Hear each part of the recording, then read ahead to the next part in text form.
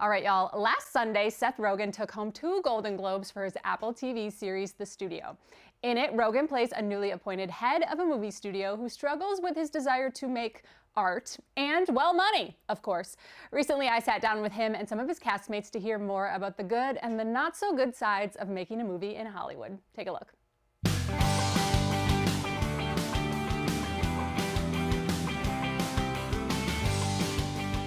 You want to make great art and make $1 billion doing it. Well, guess what? That never happens, and you're going to screw everything up trying to make it happen.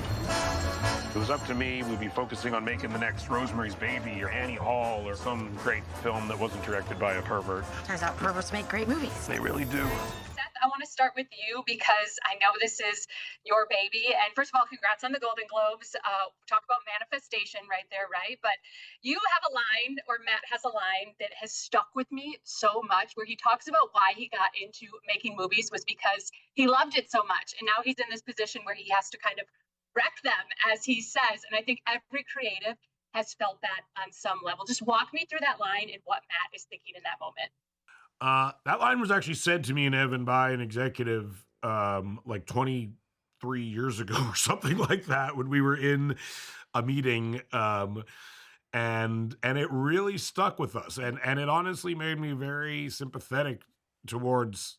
I was about to say every executive that I've ever met since then, but that is not true. I feel absolutely no sympathy for a lot of them, but for some of the executives I've met, it's made me understand how deeply a lot of these people care about films and movies, and people see them as just like suits or people who only care about money. But like, if they only cared about money, they would work in finance. Or there's a lot of other jobs that are much more money oriented, where you don't have to be like yelled at by me, you know? And so I think like that's probably a misconception about people who like run studios and are executives in Hollywood, is that these are people who deeply love movies and who grew up loving movies and now are often put in a position where they have to choose between kind of their own self-preservation or like making a movie worse.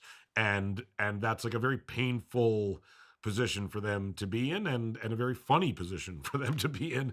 And that's what we're kind of exploiting. Yeah. I want to talk to Jason Ike some about your roles and how you brought them to life, because I'm sure you fancied in your head who you were playing your role after. So who did you get inspiration for bringing your characters to life? Well, I've known a lot of studio executives in my life, and like Seth said, a lot of them are wonderful and they want to do well. A lot of them love the party aspect of it. They love to go to dinner and drink and have fun, and I really tapped into that. Yes. And so there's a lot of people I've pulled from, but I can't name them publicly because they'll. Please do it now. Eric Byers, Peter Kramer, Richard Brenner. They're the main ones. Those are the most of the guys. Yeah.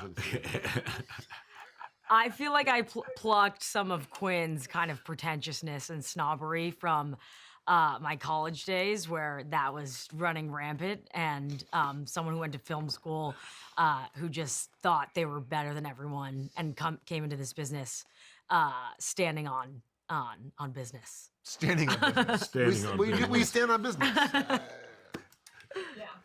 You guys, I also have to say, this is an incredible cast. And Seth, I think that's a token to you and, you know, your reputation in the industry. You had so many people who were just like, I'll come on for a cameo or I'll do this. And I think that speaks highly to you and the environment you create. Do you have anything to say about that? Thank you. I mean, I think if anything, it's like it speaks to also, I think, our writing team and you know, none of these people are like, yeah, I'll come on and do anything. They're all like, what's my joke? What do I get to do that's funny?